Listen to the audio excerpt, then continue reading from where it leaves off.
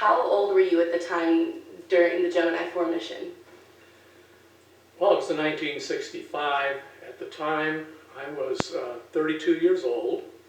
And how long had you been a naval aviator?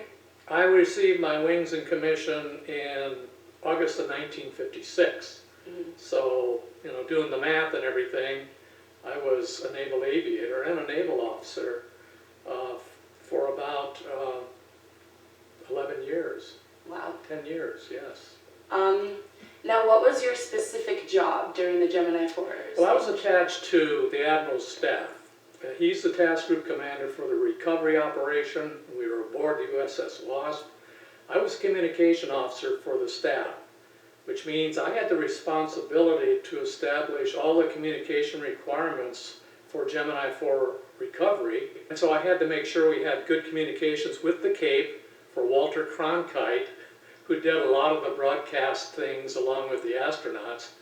Then I had to have UHF circuits, voice circuits with the aircraft and the one with the spacecraft. So basically that was my key responsibility. How long were you in contact with the astronauts? How long did it take for you to reach them? Well, basically, as you mentioned previously, when the astronauts were at the end of their last tour around the Earth, they went into what they call retrofire. The spacecraft is in a position, and I think it's right around 45,000 or 50,000 feet. It releases a drogue chute, a parachute, and that starts stabilizing the spacecraft, and then what follows is a pilot chute, and then finally all the massive big chutes that gently lower the spacecraft into the water.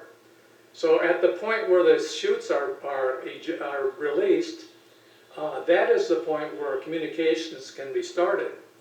And so basically, what I had to do is make calls until finally they answered. And it was, Gemini 4, this is, and I forget the call sign of the Wasp at the time. How do you hear me? Over. And then finally they responded, they called back and they said, we hear you loud and clear, or some comment, and I forget, it's been, several years ago. Oh, that's so cool. And my reaction was, and everybody's reaction, because we had it on speakers in what we called the flag plot area where everybody was gathered, people from NASA, the Admiral, and the other guys that were manning the other circuits. So when they responded with that answer, everybody started cheering. And then, I think I said something like, welcome back or welcome home, and that was it. How did you feel at that moment that you came in contact with the astronauts? Well, I was excited, as was everybody else in that room. You hear those astronaut voices coming through the speakers, and it was just like, thank God, everything worked.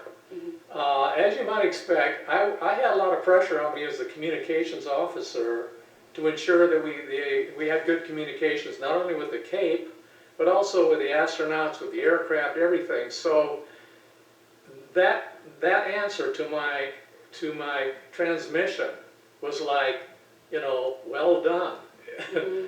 And a little side story, prior to us, the Wasp leaving Boston for the recovery mission, the Admiral invited your grandmother and I to a dinner in his flag spaces. And he had some other guests there, civilians and other high-ranking naval officers. And so I was lieutenant commander at the time, so I was like the junior guy at the table. During the course of the evening, the Admiral, sort of in jest, one hopes, said, Commander Gaffrey, I want you to know I want good communications on this mission or else you're shark bait. Well, everybody chuckled and laughed, but I had a feeling he was serious.